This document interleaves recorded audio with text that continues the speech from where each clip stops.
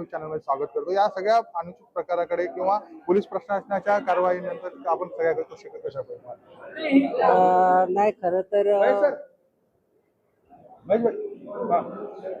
नाही खरं तर बघितलं तर पोलीस प्रशासनाला आणि सरकारला या आंदोलनासाठी रीतसर परवानगी देण्यासाठी मला तर वाटतं काहीच हरकत नव्हती, कारण हा शांतती पद्धती मार्गाने हा आंदोलन करण्यात येणार होता आणि याच्या मध्ये सरकारला फक्त जाग आणण्यासाठी ही जनता एकवटलेली होती। कारण खऱ्या अर्थाने आपण बघितलं मधल्या काळामध्ये पण जी आंदोलनं झाली तरी सुद्धा सरकार एक प्रकारे मूग गिळून गप्प बसलेलं आहे। सरकारची कोणतीही भूमिका नाही। आता मला वाटतं महाराष्ट्राचे मुख्यमंत्री यांनी देखील मागे सांगितलं होतं का 2 महिन्याच्या कालावधीमध्ये आपण विमानतळाला नाव देऊ। मात्र या गोष्टीला गेले 9 महिने झालेले आहेत, तरी सुद्धा सरकारची कोणतीही मानसिकता नाही या ठिकाणी दिसत विमानतळाला नाव देण्यासाठी।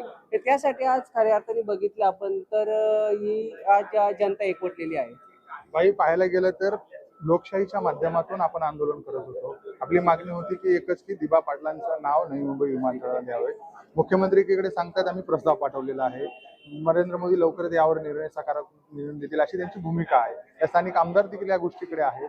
आपण आंदोलन लोकशाहीच्या माध्यमातून जर करत असाल तर पोलीस प्रशासनाच्या माध्यमातून हे आंदोलन रोखण्या किंवा परवानगी नाकारण्याचं मग कारण काय वाटतं? नाही, याचा अर्थ एकच निघतो ना। बघा ना, बघितलं तर याचा अर्थ एकच निघतं का ही हुकुमशाही आहे।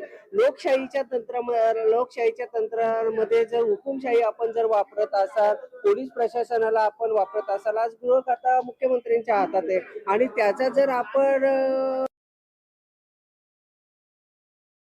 दुर्दैवाची गोष्ट आहे मला तरी वाटतं। आणि हे कुठेतरी गोष्टी थांबायला पाहिजेत, कारण आज आपण बघितलं रश्मिताताई पोपेटा यांनी आमरण उपोषण केला।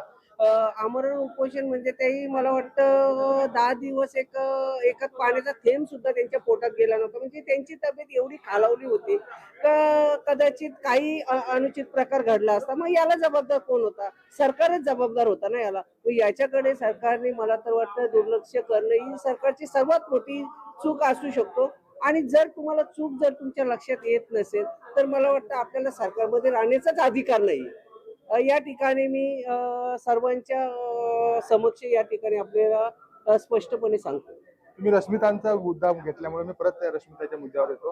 जेव्हा रश्मिताने आंदोलन चालू केलं, या येथील काही भूमिपुत्राने त्याच्यावर आरोप केला की हे त्याच्या प्रसिद्धीसाठी करते, म्हणजे तिचा प्रसिद्धी व्हावी म्हणून करते, फ्लॉवर्स वाढवा म्हणून करते।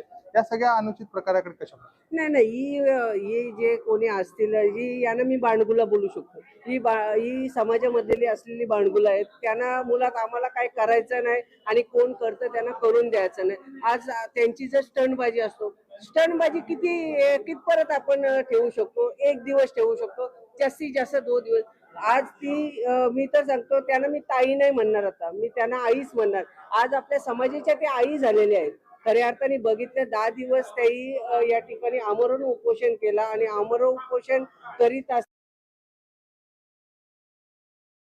बोलणं झालं होतं नगरपालिकेच्या त्या डॉक्टरही मलाही देखील सांगितलं का जर वेळेत जर त्यांना आपण जर त्या डॉक्टर याच्यामध्ये ऍडमिट ट्रीटमेंट दिली नसती तर कदाचित त्यांची किडनी जाण्याची शक्यता होती। मग आज तुम्ही सांगा, या सर्व गोष्टीसाठी जर आज आपला समाज स्टंटबाजी बोलत असेल, TRP बोलत असेल तर ही मूर्खपणाचं लक्षण आहे मी सांगतो।